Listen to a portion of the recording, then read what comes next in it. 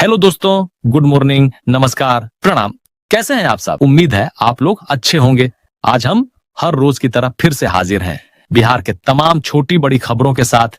इससे पहले खबरों को शुरू करें, अभी तक आपने NH बिहार यानी न्यूज हेडलाइंस बिहार चैनल को सब्सक्राइब नहीं किया है तो सब्सक्राइब कर दीजिए, ताकि बिहार में होने वाली तमाम छोटी बड़ी खबरों से खुद को अपडेट रखें और जानकारी से अवगत हो सकें। तो चलिए बात करते हैं आज के तमाम छोटी बड़ी खबरों पर नजर डाल।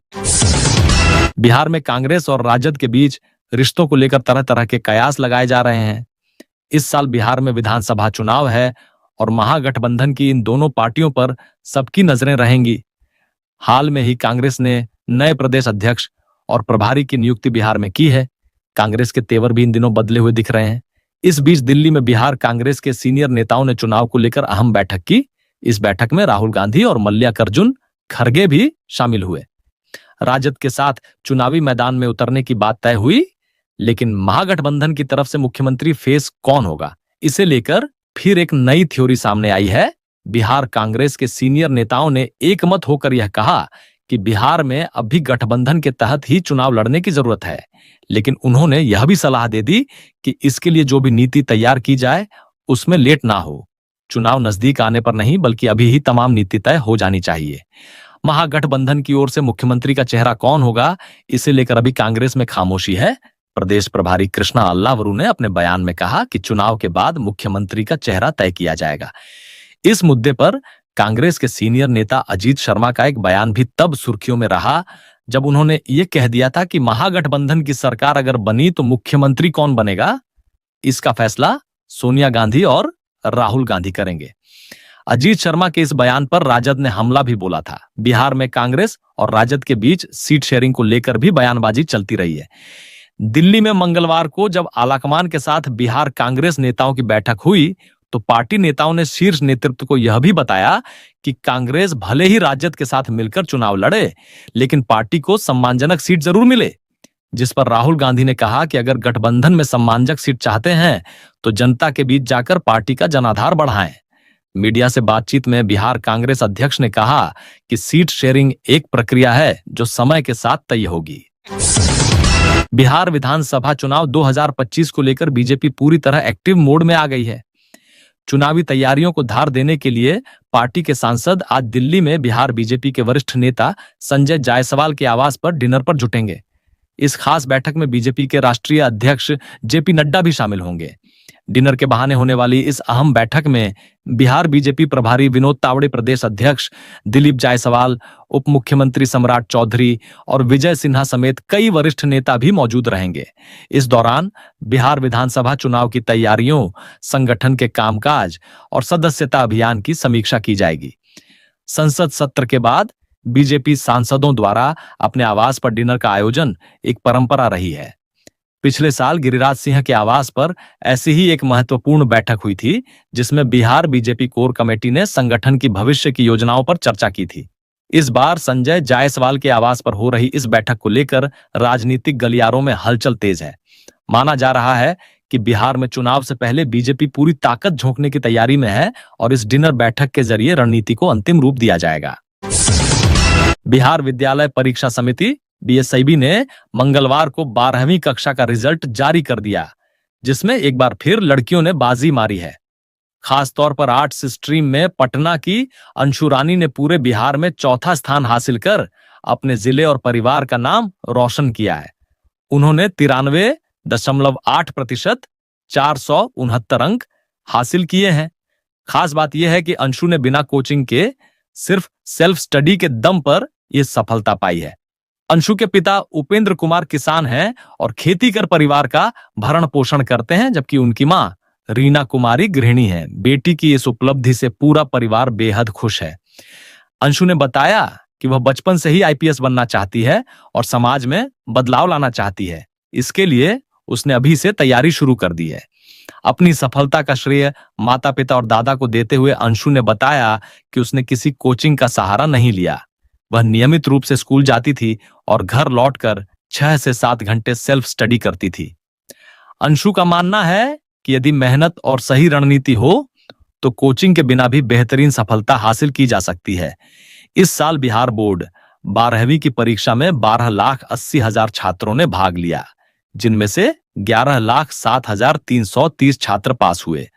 कुल पासिंग परसेंटेज 86.5% रहा, जो पिछले साल के मुकाबले 0.79% कम है। 2024 में 87.12% छात्र सफल हुए थे। बिहार बोर्ड के अध्यक्ष आनंद किशोर ने बताया कि 12वीं का रिजल्ट जारी होने के बाद अब मैट्रिक परीक्षा के रिजल्ट की तैयारी तेजी से चल रही है।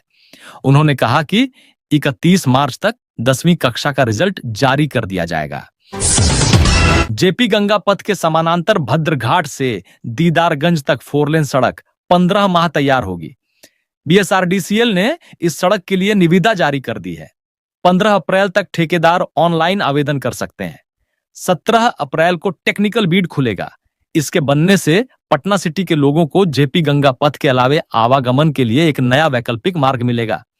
8 किलोमीटर लंबी 4 लेन से तख्त श्री हरिमंदिर जी पटना साहिब आने जाने वाले को भी सुविधा होगी। 4 लेन सड़क बनने से मारूफगंज मंडी में आने जाने वाले मालवाहकों को भी काफी सुविधा होगी। इस मंडी के मालवाहक को पटना सिटी शहर में प्रवेश करने की जरूरत नहीं पड़ेगी। पिछले हिस्से से ही 4 लेन सड़क के सहारे निर्धारित स्थल पर पहुंच सकेंगे। आमतौर पर मंडी में आने वाले मालवाहक वाहन शहर में प्रवेश करते हुए मंडी को पहुंचते हैं, जिस कारण जहां शहर में जाम लगता है वहीं मंडी तक पहुंचने में वाहन को काफी समय लगता है। इस 4 लेन बनने के बाद मालवाहक वाहन काफी कम समय में मंडी तक आवागमन कर सकते हैं। जेपी गंगा पथ पर भद्रघाट से पटना घाट के बीच आवागमन शुरू हो चुका है। इस मार्ग पर यात्रा शुरू होने से पटना में जाम से राहत तो मिली ही, साथ ही समय की भी बचत हो रही है। अक्सर गायघाट से पटना सिटी जाने के लिए अशोक राजपथ पर जाम लगता था। अब इस मार्ग के खुलने से अशोक राजपथ जाने की जरूरत नहीं हो रही है। अब लोग सीधे भद्रघाट से पटना घाट निकल जाते हैं। इससे जाम में फंसने से लोग बच जाते हैं। बिहार के अरवल जिले में कानून की रक्षा करने वाली पुलिस पर ही कानून तोड़ने का आरोप लगा है। 80 वर्षीय बुजुर्ग महिला लाखमणो देवी के साथ मारपीट करने वाले दारोगा राघव कुमार झा को आखिरकार निलंबित कर दिया गया। इस घटना का वीडियो सामने आने के बाद सरकार की कार्रवाई पर सवाल उठने लगे थे, लेकिन मुख्यमंत्री के हस्तक्षेप के बाद पुलिस प्रशासन हरकत में आया और आरोपी दारोगा पर गाज गिरी। यह घटना 29 नवंबर की है, जब अरवल जिले में खजूरी पैक्स चुनाव के दौरान एसआई राघव कुमार झा पर एक पक्ष का समर्थन करने का आरोप लगा। इसी बीच चुनावी विवाद में राजद प्रदेश सचिव रामाशीष रंजन और अरवल मुखिया संघ के जिलाध्यक्ष अभिषेक रंजन की पुलिस से बहस हो गई। उसी रात पुलिस ने उनके घर छापेमारी की, जहां एसआई राघव झा ने 80 वर्षीय बुजुर्ग महिला लाखमणो देवी के साथ बेरहमी से मारपीट की। इस पिटाई की घटना को सीसीटीवी कैमरों ने कैद कर लिया। वीडियो में दिखा कि किस तरह कानून के रक्षक ही कानून की धज्जियां उड़ा रहे थे। इस वीडियो के सार्वजनिक होने के बाद इलाके में आक्रोश फैल गया और पुलिस प्रशासन पर कार्रवाई का दबाव बढ़ने लगा। घटना के विरोध में स्थानीय सांसद, विधायक और कई नेताओं ने पुलिस प्रशासन से कार्रवाई की मांग की, लेकिन कोई ठोस कदम नहीं उठाया गया। इसके बाद विधान पार्षद कुमार नागेंद्र उर्फ रिंकू यादव ने इस मुद्दे को विधान परिषद में उठाया। जब यह मामला सदन में गूंजा तो मुख्यमंत्री ने खुद इसका संज्ञान लिया और स्पष्ट निर्देश दिए कि दोषी पुलिसकर्मी पर सख्त कार्रवाई होनी चाहिए। मुख्यमंत्री के निर्देश के बाद पुलिस महकमा एक्शन में आया और अरवल एसपी ने तत्काल प्रभाव से एसआई राघव कुमार झा को निलंबित कर दिया। एसपी द्वारा की गई जांच में दारोगा को दोषी पाया गया, जिसके बाद उनके खिलाफ यह कड़ी कार्रवाई हुई। बिहार के भोजपुर जिले में रिश्तों को तार तार कर देने वाली एक घटना सामने आई है। उद्वंत नगर थाना क्षेत्र में सोमवार शाम एक महिला के साथ उसके ही देवर ने घर में घुसकर दुष्कर्म किया। इस शर्मनाक घटना के दौरान महिला के 2 मासूम बच्चे भी वहीं मौजूद थे, लेकिन इस बार पीड़िता चुप नहीं रही। दुष्कर्म के बाद उसने हिम्मत दिखाते हुए आरोपी के चेहरे पर तेजाब फेंक दिया, जिससे उसका चेहरा और आंखें झुलस गईं। घटना के बाद पीड़िता ने तत्काल उद्वंत नगर थाना पहुंचकर आरोपी हरेंद्र यादव के खिलाफ शिकायत दर्ज कराई। पुलिस ने तत्परता दिखाते हुए आरोपी को गिरफ्तार कर लिया। आरोपी की पहचान स्वर्गीय शुकुल यादव के 36 वर्षीय बेटे हरेंद्र यादव के रूप में हुई है। वहीं पुलिस ने मौके पर पहुंचकर एफएसएल टीम की मदद से सबूत भी इकट्ठा किए हैं। पीड़िता का पति दिल्ली में एक निजी कंपनी में काम करता है, जबकि वह अपने 2 बच्चों के साथ गांव में रहती है। सोमवार शाम जब वह अपने बच्चों के साथ घर में थी, तभी आरोपी जबरन घर में घुस आया और इस जघन्य अपराध को अंजाम दिया। दुष्कर्म के बाद पीड़िता ने पास रखी तेजाब की बोतल उठाई और हमलावर पर फेंक दी। पुलिस ने बताया कि पीड़िता का मेडिकल परीक्षण आरा सदर अस्पताल में कराया गया है। इसके साथ ही जल्द ही उसका बयान कोर्ट में 164 के तहत दर्ज कराया जाएगा। उदवंत नगर थानाध्यक्ष राम कल्याण यादव ने बताया कि आरोपी को गिरफ्तार कर लिया गया है और मामले की जांच जारी है। बिहार के अरवल जिले में कानून की रक्षा करने वाली पुलिस पर ही कानून तोड़ने का आरोप लगा है।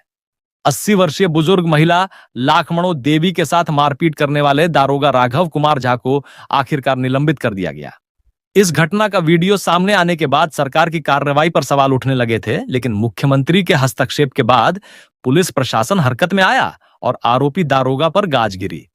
यह घटना 29 नवंबर की है, जब अरवल जिले में खजूरी पैक्स चुनाव के दौरान एसआई राघव कुमार झा पर एक पक्ष का समर्थन करने का आरोप लगा। इसी बीच चुनावी विवाद में राजद प्रदेश सचिव रामाशीष रंजन और अरवल मुखिया संघ के जिलाध्यक्ष अभिषेक रंजन की पुलिस से बहस हो गई। उसी रात पुलिस ने उनके घर छापेमारी की, जहां एसआई राघव झा ने 80 वर्षीय बुजुर्ग महिला लाखमणो देवी के साथ बेरहमी से मारपीट की। इस पिटाई की घटना को सीसीटीवी कैमरों ने कैद कर लिया। वीडियो में दिखा कि किस तरह कानून के रक्षक ही कानून की धज्जियां उड़ा रहे थे। इस वीडियो के सार्वजनिक होने के बाद इलाके में आक्रोश फैल गया और पुलिस प्रशासन पर कार्रवाई का दबाव बढ़ने लगा। घटना के विरोध में स्थानीय सांसद, विधायक और कई नेताओं ने पुलिस प्रशासन से कार्रवाई की मांग की, लेकिन कोई ठोस कदम नहीं उठाया गया। इसके बाद विधान पार्षद कुमार नागेंद्र उर्फ रिंकू यादव ने इस मुद्दे को विधान परिषद में उठाया। जब यह मामला सदन में गूंजा तो मुख्यमंत्री ने खुद इसका संज्ञान लिया और स्पष्ट निर्देश दिए कि दोषी पुलिसकर्मी पर सख्त कार्रवाई होनी चाहिए। मुख्यमंत्री के निर्देश के बाद पुलिस महकमा एक्शन में आया और अरवल एसपी ने तत्काल प्रभाव से एसआई राघव कुमार झा को निलंबित कर दिया।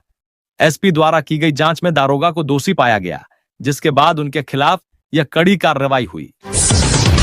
पटना के जयप्रकाश नारायण अंतर्राष्ट्रीय हवाई अड्डे से चेन्नई के बीच सीधी उड़ान सेवा शुरू होगी। एयर इंडिया एक्सप्रेस की यह विमान सेवा 30 मार्च से शुरू होगी। एयर इंडिया एक्सप्रेस ने इसकी जानकारी दी है। 30 मार्च से एयर इंडिया एक्सप्रेस पटना से चेन्नई के लिए सीधी उड़ान सेवा प्रतिदिन शुरू करेगी। हालांकि पटना हवाई अड्डे से चेन्नई के लिए दूसरे एयरलाइंस द्वारा पहले से सेवा प्रदान की जा रही है। इसके चालू होने से हवाई जहाज के यात्रियों को चेन्नई तक आवागमन करने में काफी सुविधा होगी। जानकारी के मुताबिक फ्लाइट संख्या IX air India express 1634 Chennai से पटना के लिए 6 बजे सुबह उड़ान भरेगी और 8:50 पर पटना एयरपोर्ट पर उतरेगी। वहीं IX 1635 पटना से सुबह 9:20 पर उड़ान भरेगी और दोपहर 12:10 पर चेन्नई पहुंचेगी। वैसे पटना एयरपोर्ट से अभी चेन्नई के लिए इंडिगो की सीधी फ्लाइट है, जो 14:40 पर पटना से उड़ान भरती है और 17:05 पर चेन्नई उतरती है। इंडिगो की एक और फ्लाइट है जो मेल फ्लाइट है। यह फ्लाइट सुबह 11 बजे पटना से उड़ान भरती है और मुंबई दिल्ली होते 21:15 पर चेन्नई पहुंचती है। पटना एयरपोर्ट की नई टर्मिनल बिल्डिंग का काम पूरा हो चुका है और इसे अगले माह उद्घाटित किए जाने की योजना है। नई सुविधाओं और उपकरणों को स्थापित किया जा रहा है। हालांकि कुछ कार्य अप्रैल के बाद भी जारी रह सकते हैं। इस टर्मिनल के शुरू होने से यात्रियों को अधिक आधुनिक और सुविधाजनक सेवाएं मिलेंगी। नई समय सारणी में इंडिगो, स्पाइसजेट, एयर इंडिया और एयर इंडिया एक्सप्रेस की उड़ानें शामिल हैं। हालांकि किसी भी नई एयरलाइन कंपनी को समर शेड्यूल में शामिल नहीं किया गया है। अप्रैल से नई कंपनियों के प्रस्ताव डीजीसीए को सौंपे जाने की संभावना है। बिहार के गया जिले में बुलेट ट्रेन चलाने की योजना को लेकर तेजी से काम हो रहा है। मेट्रो सर्वे के बाद अब सरकार ने बुलेट ट्रेन के लिए जमीन के सर्वेक्षण की प्रक्रिया शुरू कर दी है। पहले चरण में उन क्षेत्रों को चिन्हित किया जा रहा है जहां से यह हाई स्पीड ट्रेन गुजरेगी। गया जिले के 6 प्रखंडों के 43 गांवों की जमीन के सर्वे का कार्य पूरा हो चुका है, जिसके बाद रेलवे इन गांवों के किसानों से जमीन खरीदेगा। बुलेट ट्रेन परियोजना के तहत NHSRCL national high speed rail corporation limited ने गया जिला प्रशासन को चिन्हित गांवों की सूची भेज दी है। इस सूची में संबंधित भूमि मालिकों के खाता खेसरा की जानकारी दी गई है, जिसे जिला प्रशासन से सत्यापित करने का अनुरोध किया गया है। सत्यापन प्रक्रिया पूरी होने के बाद सरकारी और निजी जमीनों की पहचान कर अधिग्रहण की प्रक्रिया को आगे बढ़ाया जाएगा। जिला प्रशासन को भेजी गई सूची के मुताबिक गया जिले के टनकुप्पा, मानपुर, खिजरसराय, फतेहपुर, बोधगया और डोभी प्रखंडों के 43 गांवों से बुलेट ट्रेन गुजरेगी। इनमें टनकुप्पा प्रखंड के दर्जियाचक, ढीवर, इचौई, सदाबहा, शिला, अकुरहवा, बरसौना, विलंदपुर, मानपुर प्रखंड के अमरी, बारा, बरेबा, बैजलेट, दुमैला, बारागंदार, गेरे, इगना, लखनपुर, मंजौली, नौघरिया, रसलपुर, सोहेपुर शामिल हैं। वहीं खिजरसराय प्रखंड में बाना, बीजोपुर, खिजरसराय, लालगंज, लोदीपुर, मकसूदपुर, मोकामचक, नगरियावा, नौडिहा एवं रौनिया। फतेहपुर प्रखंड में डुंगरी चट्टी, जयपुर, जमहेता, कठौतिया, खिर्रा, मनहोना, मानपुर, पहाड़पुर, रातोखुर्द। बोधगया प्रखंड के लोहाजकरी एवं डोभी प्रखंड में मनुहरी शामिल हैं। गया में बुलेट ट्रेन चलने की खबर से स्थानीय लोगों में उत्साह का माहौल है। लोग इसे जिले के आर्थिक और सामाजिक विकास के लिए एक बड़ा कदम मान रहे हैं। विशेषज्ञों के अनुसार बुलेट ट्रेन परियोजना से गया और आसपास के क्षेत्रों में रोजगार के अवसर भी बढ़ेंगे और यातायात सुविधाओं में क्रांतिकारी बदलाव आएगा। जिला प्रशासन अब इन गांवों की जमीन के रिकॉर्ड की जांच कर रहा है, जिसके बाद अधिग्रहण की प्रक्रिया को अंतिम रूप दिया जाएगा। अगले चरण में रेलवे विस्तृत परियोजना रिपोर्ट डीपीआर तैयार करेगा और आवश्यक अनुमति मिलने के बाद निर्माण कार्य शुरू होगा। बिहार के भोजपुर जिले में रिश्तों को तार तार कर देने वाली एक घटना सामने आई है। उद्वंत नगर थाना क्षेत्र में सोमवार शाम एक महिला के साथ उसके ही देवर ने घर में घुसकर दुष्कर्म किया। इस शर्मनाक घटना के दौरान महिला के 2 मासूम बच्चे भी वहीं मौजूद थे, लेकिन इस बार पीड़िता चुप नहीं रही। दुष्कर्म के बाद उसने हिम्मत दिखाते हुए आरोपी के चेहरे पर तेजाब फेंक दिया, जिससे उसका चेहरा और आंखें झुलस गईं। घटना के बाद पीड़िता ने तत्काल उद्वंत नगर थाना पहुंचकर आरोपी हरेंद्र यादव के खिलाफ शिकायत दर्ज कराई। पुलिस ने तत्परता दिखाते हुए आरोपी को गिरफ्तार कर लिया। आरोपी की पहचान स्वर्गीय शुकुल यादव के 36 वर्षीय बेटे हरेंद्र यादव के रूप में हुई है। वहीं पुलिस ने मौके पर पहुंचकर एफएसएल टीम की मदद से सबूत भी इकट्ठा किए हैं। पीड़िता का पति दिल्ली में एक निजी कंपनी में काम करता है, जबकि वह अपने 2 बच्चों के साथ गांव में रहती है। सोमवार शाम जब वह अपने बच्चों के साथ घर में थी, तभी आरोपी जबरन घर में घुस आया और इस जघन्य अपराध को अंजाम दिया। दुष्कर्म के बाद पीड़िता ने पास रखी तेजाब की बोतल उठाई और हमलावर पर फेंक दी। पुलिस ने बताया कि पीड़िता का मेडिकल परीक्षण आरा सदर अस्पताल में कराया गया है। इसके साथ ही जल्द ही उसका बयान कोर्ट में 164 के तहत दर्ज कराया जाएगा। उद्वंत नगर थानाध्यक्ष राम कल्याण यादव ने बताया कि आरोपी को गिरफ्तार कर लिया गया है और मामले की जांच जारी है। बिहार के अरवल जिले में कानून की रक्षा करने वाली पुलिस पर ही कानून तोड़ने का आरोप लगा है। 80 वर्षीय बुजुर्ग महिला लाखमणो देवी के साथ मारपीट करने वाले दारोगा राघव कुमार झा को आखिरकार निलंबित कर दिया गया। इस घटना का वीडियो सामने आने के बाद सरकार की कार्रवाई पर सवाल उठने लगे थे, लेकिन मुख्यमंत्री के हस्तक्षेप के बाद पुलिस प्रशासन हरकत में आया और आरोपी दारोगा पर गाज गिरी। यह घटना 29 नवंबर की है, जब अरवल जिले में खजूरी पैक्स चुनाव के दौरान एसआई राघव कुमार झा पर एक पक्ष का समर्थन करने का आरोप लगा। इसी बीच चुनावी विवाद में राजद प्रदेश सचिव रामाशीष रंजन और अरवल मुखिया संघ के जिलाध्यक्ष अभिषेक रंजन की पुलिस से बहस हो गई। उसी रात पुलिस ने उनके घर छापेमारी की, जहां एसआई राघव झा ने 80 वर्षीय बुजुर्ग महिला लाखमणो देवी के साथ बेरहमी से मारपीट की। इस पिटाई की घटना को सीसीटीवी कैमरों ने कैद कर लिया। वीडियो में दिखा कि किस तरह कानून के रक्षक ही कानून की धज्जियां उड़ा रहे थे। इस वीडियो के सार्वजनिक होने के बाद इलाके में आक्रोश फैल गया और पुलिस प्रशासन पर कार्रवाई का दबाव बढ़ने लगा। घटना के विरोध में स्थानीय सांसद, विधायक और कई नेताओं ने पुलिस प्रशासन से कार्रवाई की मांग की, लेकिन कोई ठोस कदम नहीं उठाया गया। इसके बाद विधान पार्षद कुमार नागेंद्र उर्फ रिंकू यादव ने इस मुद्दे को विधान परिषद में उठाया। जब यह मामला सदन में गूंजा तो मुख्यमंत्री ने खुद इसका संज्ञान लिया और स्पष्ट निर्देश दिए कि दोषी पुलिसकर्मी पर सख्त कार्रवाई होनी चाहिए। मुख्यमंत्री के निर्देश के बाद पुलिस महकमा एक्शन में आया और अरवल एसपी ने तत्काल प्रभाव से एसआई राघव कुमार झा को निलंबित कर दिया। एसपी द्वारा की गई जांच में दारोगा को दोषी पाया गया, जिसके बाद उनके खिलाफ यह कड़ी कार्रवाई हुई।